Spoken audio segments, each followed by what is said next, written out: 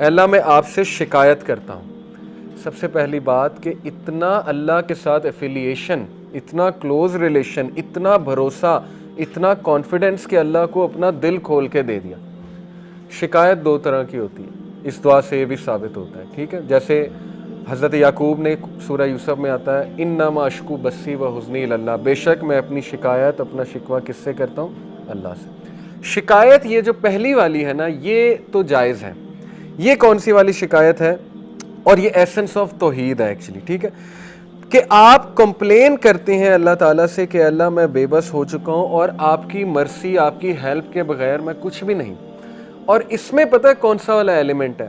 اب دیکھیں رسول اللہ صلی اللہ علیہ وسلم کی ساری دعا جب میں آپ کو سناؤں گا، اس کا کرکس یہ ہے کہ اللہ کے نبی صلی اللہ علیہ وسلم اس لیے نہیں رو رہے تھے کہ ان پہ بہت زیادہ وہ ہوا تھا ظلم.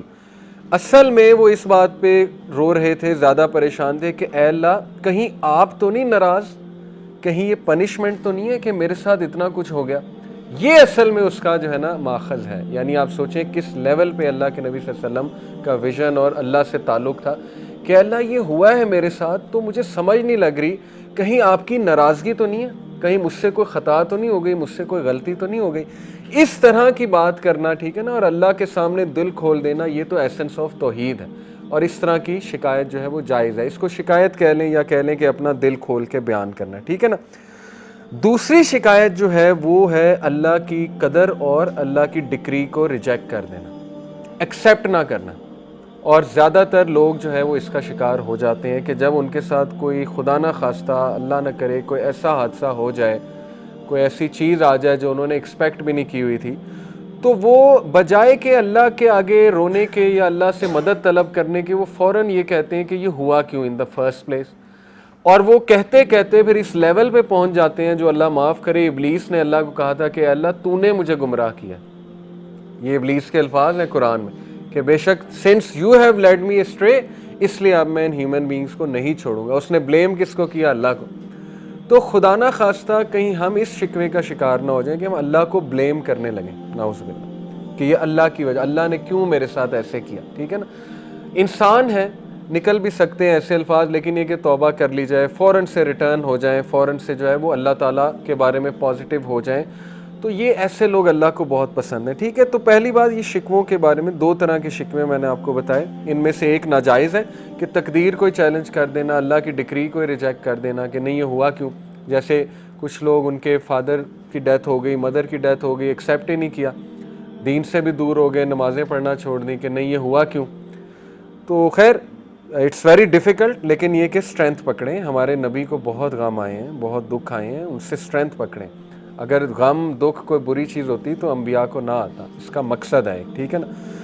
پھر فرمایا you are the most merciful and the lord of those who are humble and weak and you are my lord. پھر فوراً ہی اللہ کو واسطہ دے دیا اللہ کے ناموں کا اور اس ریلیشن کا کہ اللہ تو کمزوروں کا رب ہے، میرے حال پہ رحم فرما.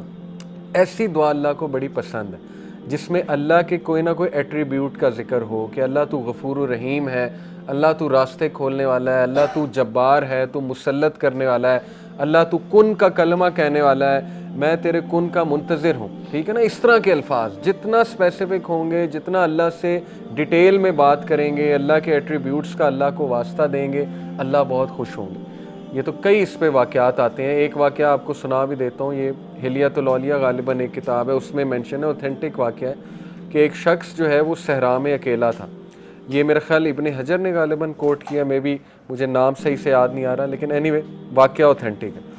اس شخص کو صحرا میں ڈاکو مل گئے اور وہ بینڈٹس مار دیتے تھے، قتل کر دیتے تھے، بڑے خطرناک بینڈٹس تھے. تو وہ جب بینڈٹس نے اسے گھیر لیا تو بینڈٹس نے کہا کہ ہاں جی کیا آخری خواہش ہے؟ یہ تو تمہیں پتہ ہے مارنا تو ہم نے تمہیں ہے ہی، چیزیں تو تمہاری لے کے. تو اس نے کہا اچھا مجھے نا 2 نفل پڑھنے دو. تو وہ ہنسے، انہوں نے کہا ٹھیک ہے پڑھ لو، 2 نفل سے کیا ہوگا. تو آتا ہے واقعہ کہ اس شخص نے سجدے میں جا کے اللہ کو ایسے ناموں سے پکارا اللہ کے کہ فرشتہ، چوتھے آسمان کا فرشتہ روایات میں آتا ہے، وہ زمین پر آیا ایک گھوڑ سوار کا بھیس کر کے. یعنی اللہ نے جب مدد کرنی ہے تو پھر ایسے بھی کر دیتا ہے اللہ، جب کوئی بھی نہیں ہے پھر اللہ ہے. ٹھیک ہے نا. وہ آیا گھوڑ سوار بن کے اور اس نے ان کو فائٹ کیا، ان کی گردن اڑا دی، وہ جو بینڈٹس تھے. اس شخص نے پوچھا تو کہاں سے آیا؟ تو اس نے پورا بتایا کہ میں چوتھے آسمان کا فرشتہ ہوں. جب اللہ کو تیسری بار تم نے اس طرح سے پکارا، بار بار پکار رہا تھا، جب سجدے میں تیسری بار تم نے اللہ کو اس کے ناموں کے واسطے دیے تو سارے فرشتوں نے دوڑ لگا دی کہ اس کی مدد کے لیے ہم جائیں گے. یعنی اللہ نے الاؤ کر دیا کہ اب کون جاتا ہے. سب نے ریس لگا دی. تو کہتا ہے کہ میں سب سے پہلے جیت گیا تو میں آ گیا. اب یہ واقعے سے بھی کیا ثابت ہوتا ہے کہ اللہ کے ایٹریبیوٹ سے اللہ کو پکارا جائے. ٹھیک ہے، جیسے یہاں پہ واسطہ دیا ہوا ہے. پھر اگین شکوہ ہے، شکایت ہے، شکوہ نہیں کہیں گے. ایک اس سینس کی شکایت ہے کہ اللہ پہ بھروسہ بہت ہے. ٹھیک ہے نا، اللہ پہ مان بہت ہے. اس لیے یہ الفاظ ہیں کہ to whom do you leave me with.